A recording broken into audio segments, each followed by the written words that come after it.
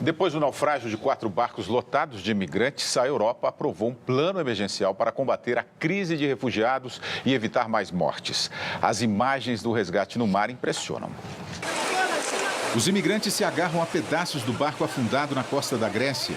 Moradores e a guarda costeira tentam ajudar. Este homem consegue retirar uma criança da água. Do outro lado, boias salva-vidas são jogadas ao mar enquanto os náufragos recebem assistência. Este homem conta que o capitão fugiu num bote, abandonando todo mundo no mar. Só hoje, 3 barcos afundaram com 500 pessoas. O incidente foi um dia depois de uma outra embarcação com 700 imigrantes naufragar na costa da Líbia. Centenas de pessoas estão desaparecidas. Só nos primeiros 3 meses deste ano, 1.500 refugiados morreram na travessia. Em 2014, o número total foi de 3.200. Os imigrantes partem do norte da África e Oriente Médio rumo a Lampedusa, na Itália, e Malta, fugindo de conflitos, guerras civis, epidemias e fome. São vítimas de traficantes de seres humanos que utilizam embarcações precárias e superlotadas. O aumento da crise migratória preocupou a ONU.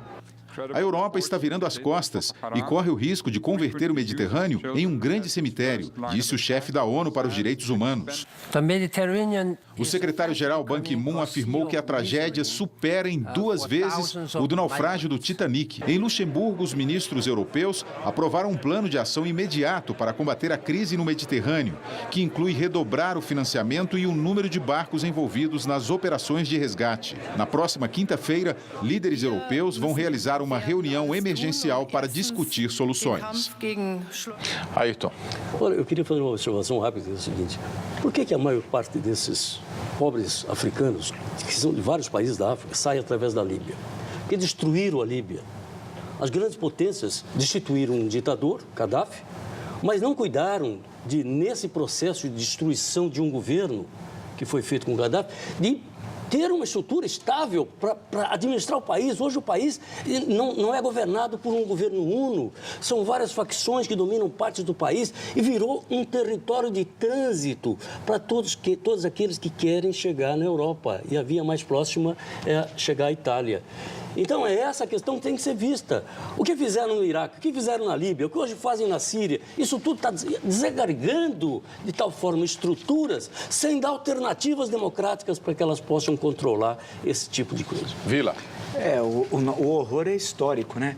A gente fica vendo, basta estudar a região passou por massacres desde a antiguidade e tal, né? As barbáries, todo o Oriente Médio, do norte da África. É que nós, claro, nos últimos 200 anos, passamos a entender isso como barbárie, não como fato cotidiano da história, como foi durante tanto tempo. Basta ler a história da cidade de Jerusalém, tem um belo trabalho que tem aqui no Brasil, recentemente publicado, para você ver a barbárie que ocorreu na cidade de Santos, os massacres e tal, desde séculos e séculos antes de Cristo e tal.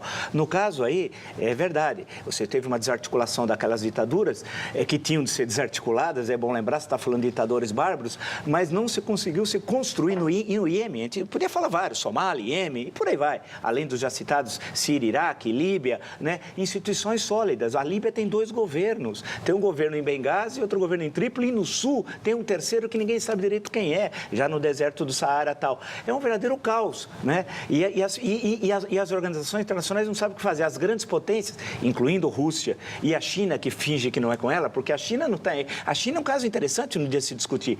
É uma grande potência econômica que não quer ser uma potência militar e tem interesses na região, né? Ela lava as mãos, a China não está nem aí com o problema. Então tem de ser resolvido pela Rússia. É interessante que na Guerra Fria, um último, só para concluir, a Guerra Fria mantinha a estabilidade. É inacreditável. O final da Guerra Fria, o fim das 2 superpotências, assim, ao menos passou a ser diferente, os Estados Unidos passou a ter um domínio quase que inconteste, mas o fim da União Soviética levou a esse processo de desagregação sem que nesses países tivessem instituições sólidas. E está essa tragédia que o mundo finge que não vê. Né? Registro dos nossos telespectadores em relação a esse tema aí, o Mauro Vieira cena pelo Twitter, ninguém dá a mínima para a África. Humberto Leão pelo Facebook, falando a mesma coisa, só que com mais palavras. Quando há um acidente aéreo de um avião, Vila, de algum país da Europa, com algumas dezenas de mortos, o mundo fica assustado. Porém, o mundo todo vira as costas para esses miseráveis africanos que tentam ter uma oportunidade na Europa. Muito bem lembrado.